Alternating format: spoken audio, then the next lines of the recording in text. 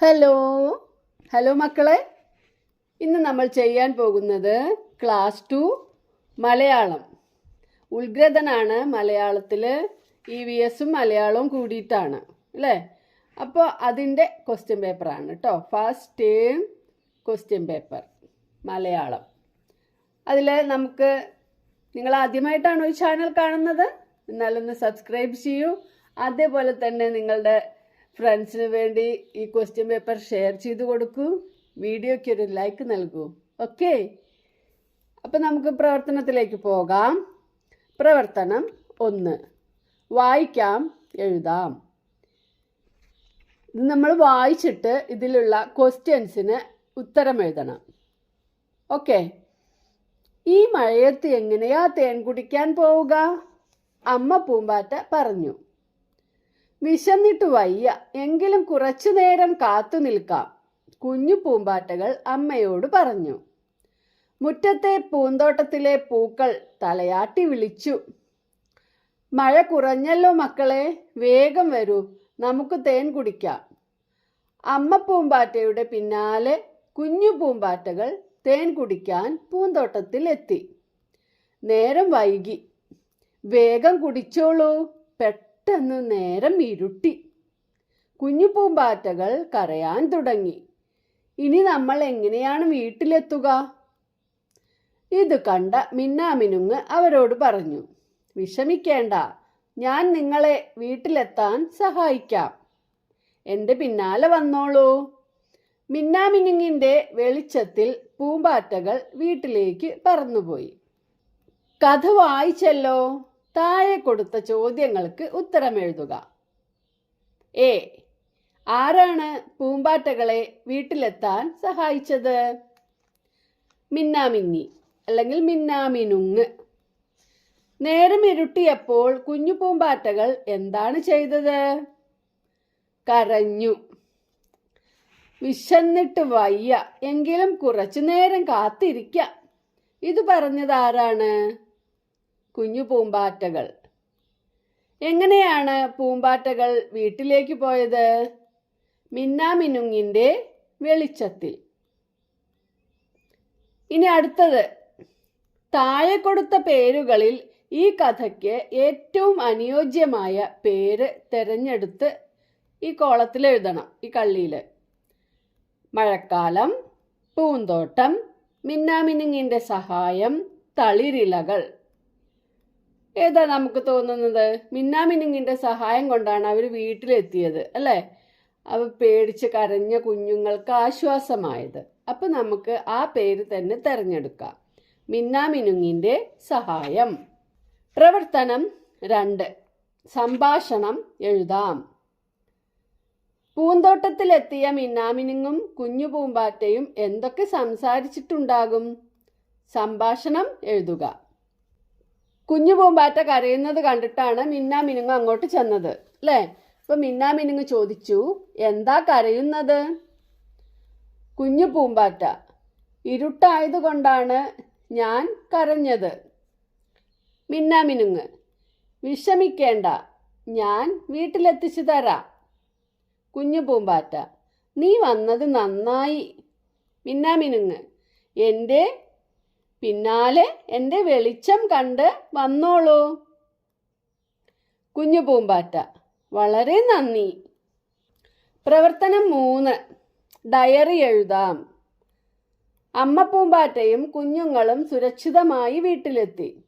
ഉറങ്ങുന്നതിന് മുമ്പ് അമ്മ പൂമ്പാറ്റ ഡയറി എഴുതുവാൻ തുടങ്ങി. അവൾ എന്തായിരിക്കും എഴുതിയത്? ഡയറി എഴുതുക. അമ്മ പൂമ്പാറ്റയുടെ ഡയറിയാണ് നമ്മൾ എഴുതുന്നത്.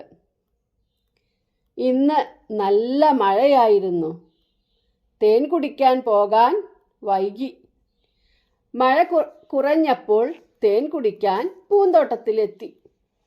തേൻ കുടിച്ചു കഴിഞ്ഞപ്പോഴേക്കും രാത്രിയായി. ഇരുട്ടായപ്പോൾ കുഞ്ഞുങ്ങൾ പേടിച്ചു കരഞ്ഞു. അപ്പോഴാണ് ഒരു മിന്നാമിനുങ്ങ് വന്നത്. അപ്പോൾ അവളെ കണ്ടത് ഭാഗ്യമായി. അവൾ ഞങ്ങളെ വീട്ടിലെത്തിക്കാൻ സഹായിച്ചു. അവളുടെ വെളിച്ചമുണ്ടായിരുന്നത് കൊണ്ട് കുട്ടികൾ പേടിക്കാതെ പറന്നു വന്നു. നന്ദിയുണ്ട് മിന്നാമിനുങ്ങേ. ഇതുമാതിരി ഒരു ഡയറി നിങ്ങളും എഴുതണം. പ്രവർത്തനം 4. ജലസ്രോതസ്. കുഞ്ഞനാമയുടെ വിളി കേട്ടാണ് പൂമ്പാറ്റകൾ ഉണർന്നത്. ഇന്നലെ ശക്തമായ മഴയിൽ എൻ്റെ താമസസ്ഥലം നിറഞ്ഞു. നമുക്ക് കാണാൻ പോയാലോ? പൂമ്പാറ്റകൾ കുഞ്ഞനാമയോടൊപ്പം അവിടേക്ക് പോയി. ചിത്രത്തിൽ കാണുന്നത് ഏത് ജലസ്രോതസ്സാണ്? ഏത് ജലസ്രോതസ്സാണ്? കുളം അല്ലേ? അതിൽ തന്നെ ബി ചോദ്യം നോക്കാം. താഴെ കൊടുത്തവയിൽ നിന്നും ജലസ്രോതസ്സുകൾ വരച്ച് യോജിപ്പിക്കുക. ആദ്യം തന്നെ കിണർ തന്നിട്ടുണ്ട് അല്ലേ? കിണർ ഒരു ജലസ്രോതസ്സാണ്.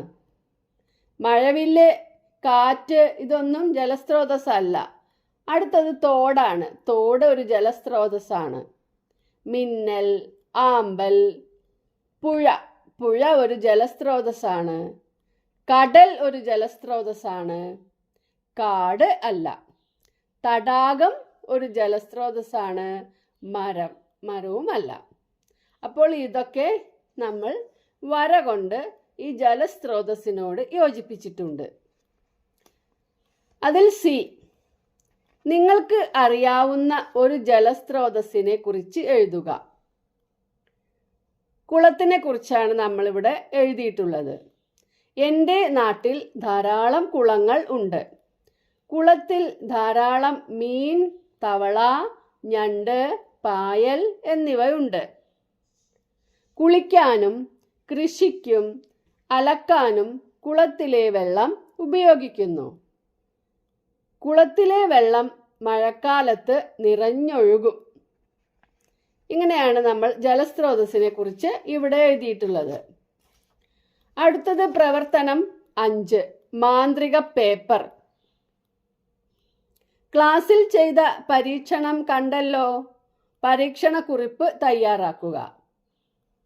അപ്പോൾ പരീക്ഷണത്തിൻ്റെ പേര് എന്നുള്ളിടത്ത് മാന്ത്രിക പേപ്പർ എന്ന് തന്നെ കൊടുക്കാം. ആവശ്യമായ സാധനങ്ങൾ: ഒരു പാത്രം, ഗ്ലാസ്, വെള്ളം, പേപ്പർ. പരീക്ഷണം ചെയ്യുന്ന വിധം: ഒരു പാത്രത്തിൽ പകുതി വെള്ളം എടുക്കുക. ഒരു ഗ്ലാസ്സിൽ ഒരു പേപ്പർ ചുരുട്ടി അമർത്തി വയ്ക്കുക. ഗ്ലാസ് പാത്രത്തിലെ വെള്ളത്തിലേക്ക് കമിഴ്ത്തുക. എൻ്റെ കണ്ടെത്തൽ: ഇങ്ങനെ ചെയ്തപ്പോൾ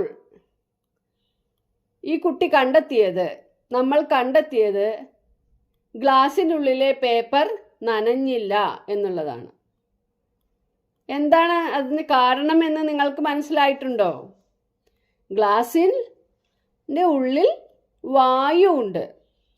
വായു ഉള്ളത് കൊണ്ട് വെള്ളം ഗ്ലാസിനുള്ളിലേക്ക് കയറിയില്ല. അതുകൊണ്ടാണ് ഗ്ലാസ്സിൽ വെച്ച പേപ്പർ നനയാതിരുന്നത്. അപ്പോൾ നമ്മൾ എന്താണ് ഇത് എൻ്റെ കണ്ടെത്തൽ എന്നുള്ളതിൽ പേപ്പർ നനഞ്ഞില്ല, ഗ്ലാസ്സിൽ വായു ഉള്ളത് കൊണ്ട് വെള്ളം ഗ്ലാസ്സിനുള്ളിലേക്ക് കയറിയില്ല. ഇതേമാതിരി എഴുതണം. ഓക്കെ? അപ്പം എല്ലാവർക്കും ഈ പരീക്ഷാ പേപ്പർ, ഈ ക്വസ്റ്റ്യൻ പേപ്പറും ഇതിൻ്റെ ആൻസേഴ്സും ഒക്കെ മനസ്സിലായിട്ടുണ്ടാവുമെന്ന് വിചാരിക്കുന്നു.